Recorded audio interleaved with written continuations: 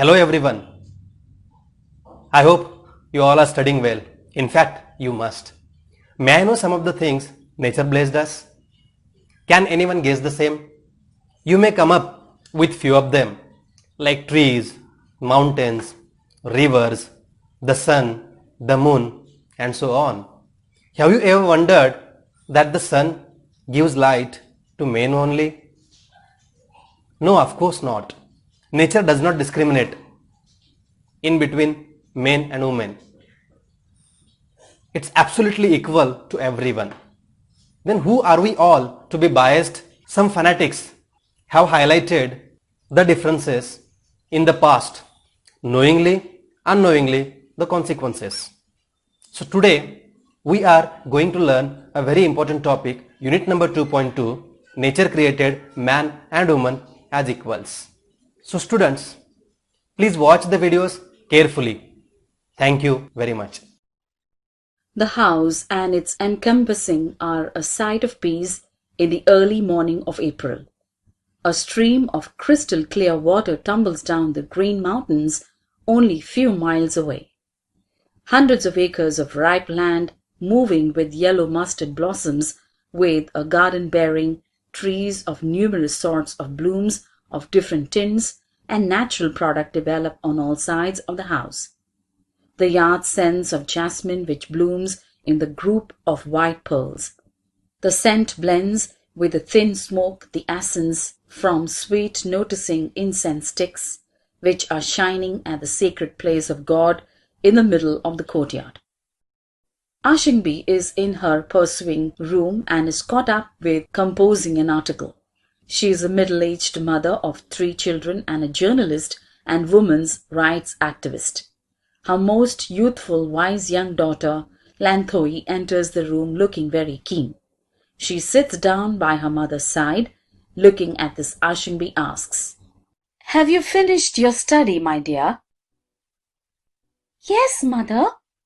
I finished it last night. Today being Sunday, I want to do something interesting." "Tell me, what do you want to do?" "Mother, tomorrow I'm going to represent the Seori Lily House as a speaker in a symposium at our school. The topic is God created men and women as equals. Will you spare some time to have a discussion with me?" Lanthoi has quite recently had a dialogue with her dad on that subject. Tomba, her dad, is a supportive husband and a cherishing father. He is a lawyer and a social worker who advocates the cause of women. He is constantly glad for his wife, his kids. He is always there for his wife, kids, and for the society at large. He does not discriminate between a man's work or a woman's work anywhere. My dear child, the world is still full of inequalities. We have to find a way to bring equality between men and women. Her dad's assertions are yet ringing in the ears of Lanthoi, and she discloses to her mother what more her dad had advised her.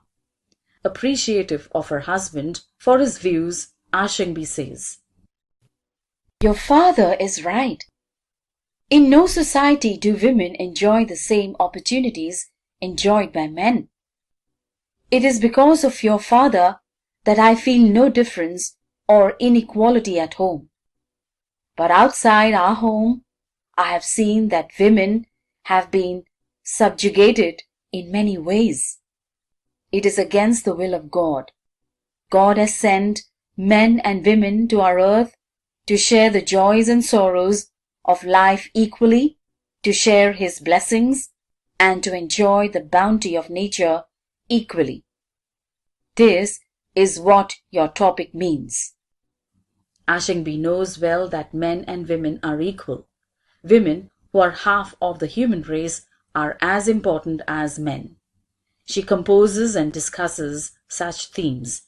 Her daughter, though a child, also understands well that her mother is not a person of lesser quality than her father. "Our home is full of love with you, mother." The mother beams with joy at the words of her daughter. Truly, mother is the wellspring of adoration in a family. This power of profound devotion glorifies the motherhood. Women accept the challenges in life to become a mother. Pioneer women testify to the equality of women with men. Actually, life is not possible without both women and men. Lanthoy has been fascinated by the stories of pioneer women. Her grandmother had narrated many stories of the brave queens like Linthoy Gambi and Kuranganyani, who were as brave as kings. There were also many brave women among the common people. These women, as her grandmother narrated, were makers of home, family, society, and the nation. They were civilizing influences. At the same time, they were also adventurers who claimed their shares in free land, plowed and raised crops with their own hands, and drove cattle. Modern women have become mountaineers, naturalists, astronauts, scientists, soldiers, and political leaders. This proves that there is nothing a woman cannot do, and also that women and men were created as equals. Mother, you have thrown light on the equality of men and women, and also have emphasized that the world is still an unequal world. Then what I would like to know is if there are moral, social, and legal provisions to enable women to express their physical and mental potentials and to set themselves free from suppression?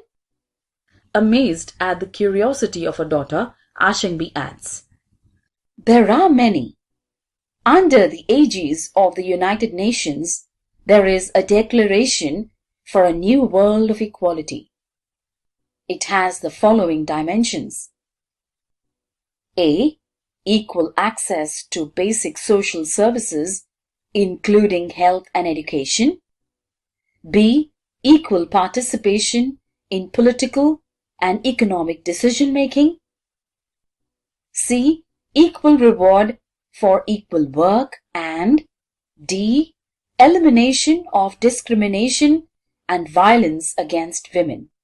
Then the mother concluded, My dear daughter, we can affirm along with the United Nations that men and women are equals. Lanthoy understands what her mother means and what the topic of the symposium means. Next day, after thanking her mother, the girl of 12 happily rushes out of the room in the bright morning sun. The blue sky meets the range of the eastern mountains. The small girl was always fascinated by the small trail which winds up the distant purple mountain.